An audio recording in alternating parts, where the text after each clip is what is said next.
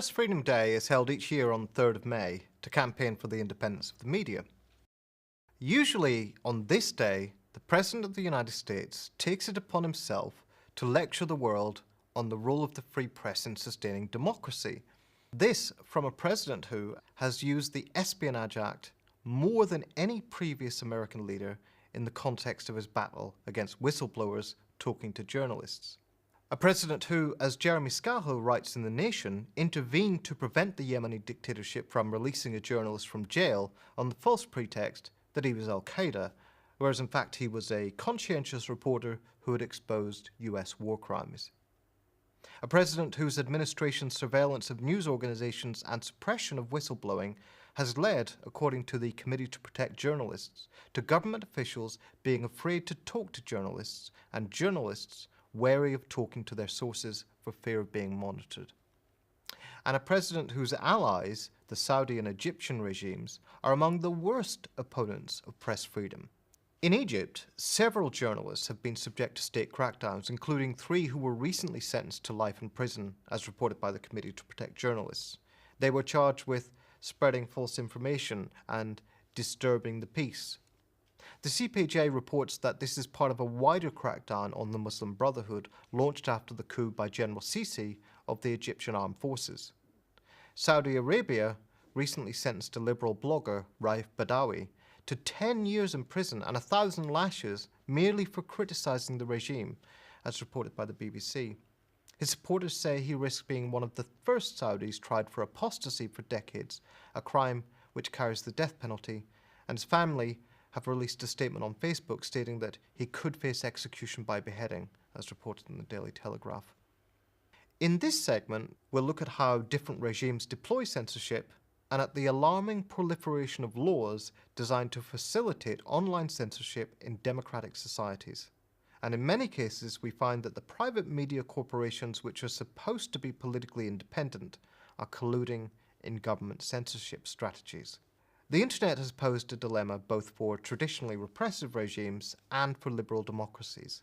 Access to it is an essential element of any economic growth strategy, and it is extremely difficult to censor efficiently. Why is this? Because whether internet service providers are state-owned or commercially run, the internet facilitates a new type of media, social media, in which users craft messages for their own audiences. One thing the internet does is abolish the old, passive, one-way relationship between producer and audience. Members of the public can now circulate footage, documents, and ideas that governments and corporations may not want anyone to see. North Korea's response to this is to ban the internet. The Egyptian dictator Mubarak likewise briefly attempted to shut down the internet during the revolution against him, as the Daily Telegraph reported. The Chinese government employs a large bureaucracy to selectively censor the internet. As a large-scale international study of Chinese social media censorship found, they permit criticism of the government to get through while suppressing material discussing collective action against the regime. But even this is only of limited efficacy against a generation of educated hacktivists, as this ABC report on cracking the Great Firewall of China's censorship shows.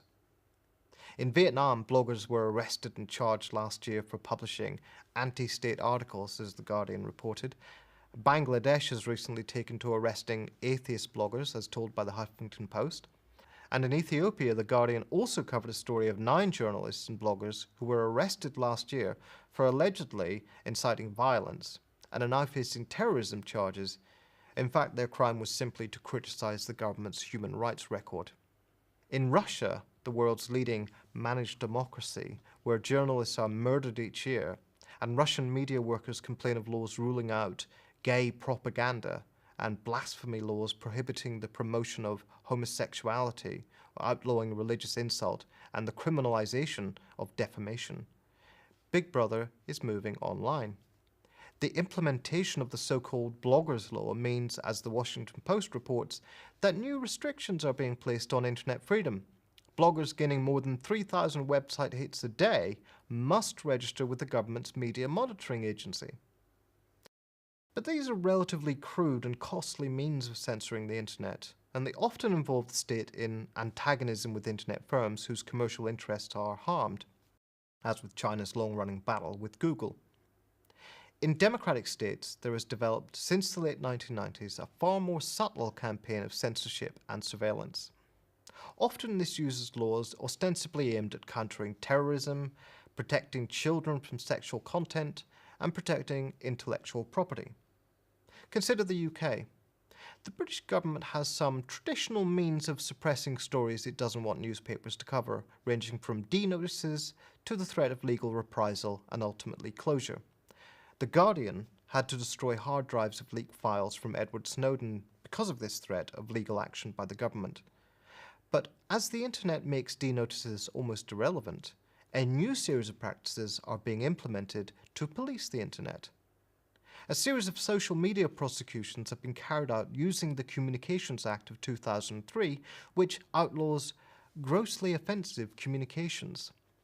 For example, in 2012, a 20-year-old man from Dewsbury named Azhar Ahmed was arrested, charged, and prosecuted under this law for a Facebook post. As The Guardian reports, he received a community sentence for expressing a political sentiment about soldiers in Afghanistan. All soldiers should die and go to hell. Last year, the British government used anti-pornography laws to expand its capacity to censor on the pretext of protecting the children, to introduce a range of filters blocking internet content, much of which was not sexual, including content tagged as violent, extremist, terrorist, anorexia and eating disorders, suicide, alcohol, smoking, web forums, esoteric material, and web blocking circumvention tools. These filters are also being used to block websites supposedly linked to extremism.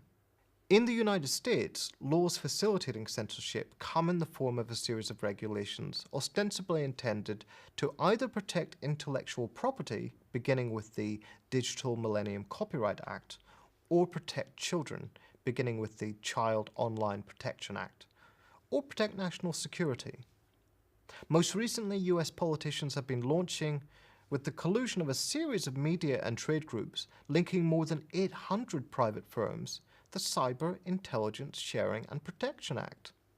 The act, supposedly intended to equip the government to crack down on cybercrime, actually permitted draconian measures to both monitor and censor the internet, and as such has been opposed by a range of civil liberties organizations, from the American Civil Liberties Union to the Electronic Frontier Foundation. As Reporters Without Borders put it, in the name of the war on cybercrime, it would allow the government and private companies to deploy draconian measures to monitor, even censor, the web. It might even be used to close down sites that publish classified files or information. Of course, Edward Snowden's extensive revelations in The Guardian have shown that the US government already engages in mass surveillance, not just of the US population, but across the world. However, the major evidence that the US government would use such laws to suppress free speech is the war that it has waged on that quintessential product of internet freedom, WikiLeaks.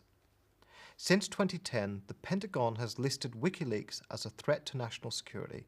Senators campaigned for it to be deemed a foreign terrorist organization.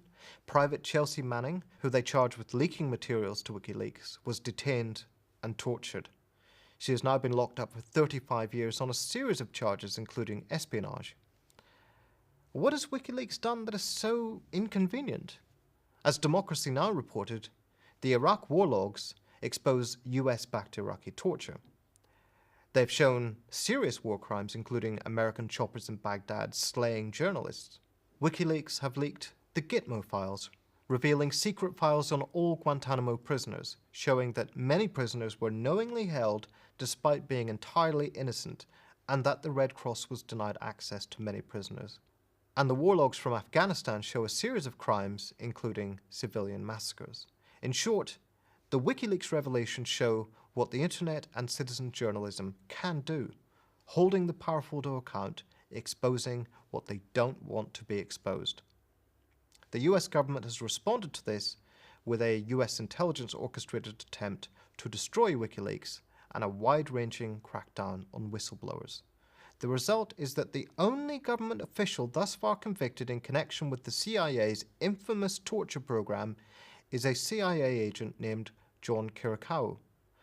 As Glenn Greenwald writes in this article for The Guardian about the danger of the still escalating Obama whistleblower war, he was not convicted for having participated in the torture, but for having exposed it. On World Press Freedom Day, we should remember that censorship is not just a problem faced by those living in remote dictatorships.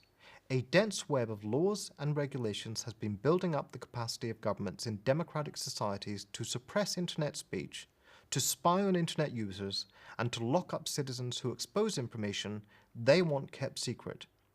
And the case of Edward Snowden and WikiLeaks shows us that when the stakes are high, and when the traditional methods of patronage and persuasion don't work, democratic states will crack down just as hard as dictatorships.